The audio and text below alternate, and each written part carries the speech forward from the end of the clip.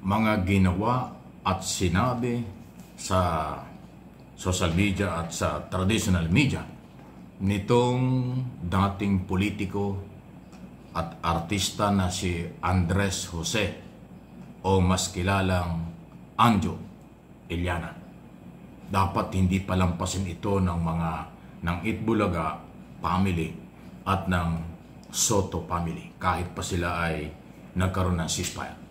Kasi yung damage sa Senate President bilang mataas na opisyal ng pamahalaan, bilang elected senador ng milyong Pilipino, at pagsira sa kanyang pamilya, hindi po dapat pinalalampas yan. Ang dating, hindi naman ako nakikialam, ay para huwag pamarisan. Kasi pag hindi binigyan ng leksyon, pag hindi kinasuhan, itong si Anjong ito, baka maging pamarisan ito ng kabataan at ng ibang artista at ng iba pa, na ang paninira pala baliwala lang. Ang pagpuwasak sa reputasyon ng isang pamilya at ng Senate President bilang institusyon na napakataas at programang respetadong Itbulaga, ganun-ganun lang. Hindi dapat.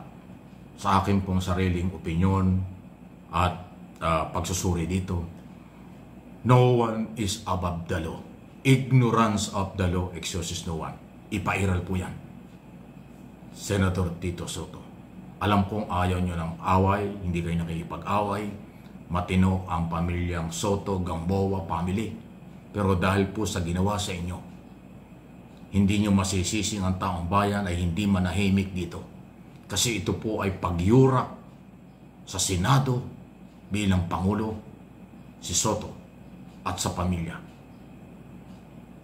Hindi po biro yung akusasyon, paratang sa inyong pamilya. Pag yan ay binaliwala, maraming gagaya dyan. Ang magiging katwiran nila, pwede palang magparatang kahit hindi totoo. Pwede palang paratangan ang mga opisyalis ng gobyerno kahit na bahala na sila. Basta sisirain ko. Aba, hindi pwede yun. Responsibility and accountability sa lahat ng tao under the law. At yung paninira naman dyan sa Itbulaga, wala naman tayong pakalam dyan, pero nire-respeto natin yung Tito Vic and Joey at saka yung institusyon, pinakamatagal ng programa sa telebisyon. Halos 40 years na yata yan. Na dati pang volunteer kong tinutulungan kapag nagkakaroon ng problema, itutuloy ko yan. Kasi bilang respeto, maganda yung ginagawa nila. Nakakatulong sa mahirap, nakakatulong sa mga bata at bagong artista at nagiging artista. Livelihood program at ang dami nilang ginagawa. Ang galing. Ang laking tulong nila sa tao at ang laking tulong nila sa mahirap at tulong sa gobyerno. Isipin mo, may mga pera at kung ano-ano panamimigay sila dyan. At yung nagbibigay ng kasiyahan habang tayo nanananghalian. Di ba okay yun? Tapos sisirain ng isang Andres Jose Iliana. Abay, huwag palampasin yan. Di ba? 2 o 3 ang sinira niya. Sinira niya ang institusyon ng Itbulaga. Sinira niya ang Senado. Sinira niya ang pamilyang Soto at Helen Gamboa at kanyang mga anak. Ganong kalupit. Although ilang beses ko nang nire-review ang mga interview kay Anjo, kay Andres Jose ito, parang hindi normal. Parang umaarte lang. Parang nagbibiro. Parang hindi seryoso. Pero ang sinasabi niya, mabigat sa mga taong kanyang inaakusahan. Matinding paninira ang kanyang ginawa. Kawalan ng respeto sa Senado, kawalan ng respeto sa pamilyang Soto, kawalan ng respeto sa Itbulagang at mga Pilipino nagmamahal sa Tito Vic and Joey at Itbulaga program. Ganon ang kanyang ginagawa. Kaya nga ulitin ko, ignorance of the law excuses no one. Cybercrime, cyber libel, ang kailangan niyang criminal case yan. Tapos damage sa paninira. Singilin nyo. Kahit maraming pera yung mga Soto, panagutin nyo. Libel na halagang 10 milyon o 20 milyon, luluha yan. Kahit magmakaawa, huwag niyong patawarin kasi grabe yung paninirang ginawa. Ang purpose kaya ko po ito'y nire-recommenda at sinasabi, hanggat maaari, ayaw ko na rin pag-usapan ito. Wala naman akong pakialam dyan kay Andres Jose na yan. Dahil mukhang hindi naman normal kung magsalita. Halatang-halatang DDS, hawa-hawa talaga. Kasi Duterte siya. Kasi Sara siya. Yung style na Sara at mga Duterte, ganun-ganon yung anjong yan. Di ba? Talagang DDS na DDS na dating. Kulang sa kaalaman. Hindi niya alam na malaki ang kanyang ginawang damage sa mga institusyon at sa pamilya.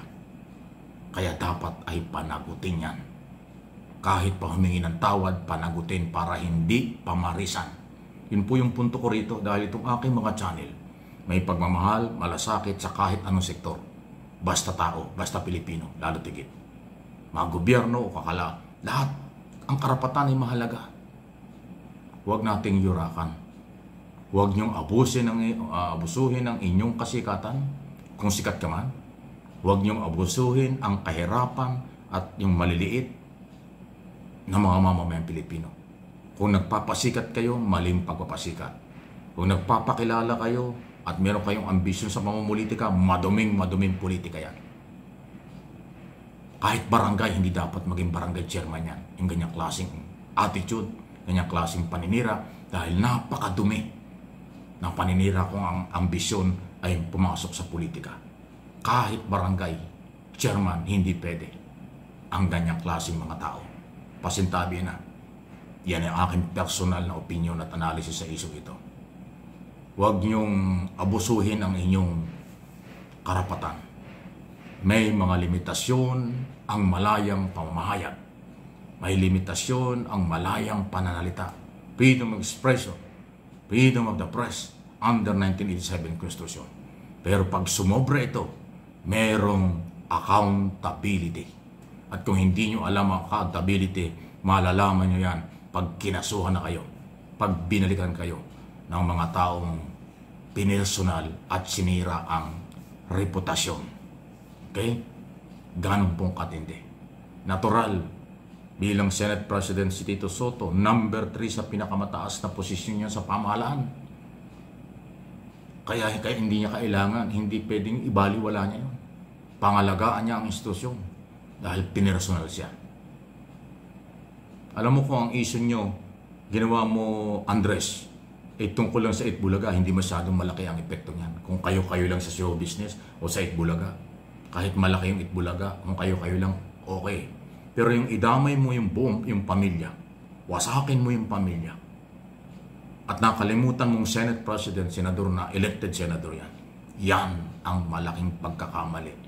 Yung mga pabiro-biro mo sa interview, garbage yan. May pananagutan ka dyan. Makukulong ka dyan. Criminal case ang haharapin mo pag tinuluyan ka ng pamilyang sinira mo. Diba? Ididiin ko lang po. Ganyan tayo mag-broadcast. Hindi po ako nagagalit. Opinion lang ito sa mga nangyayari.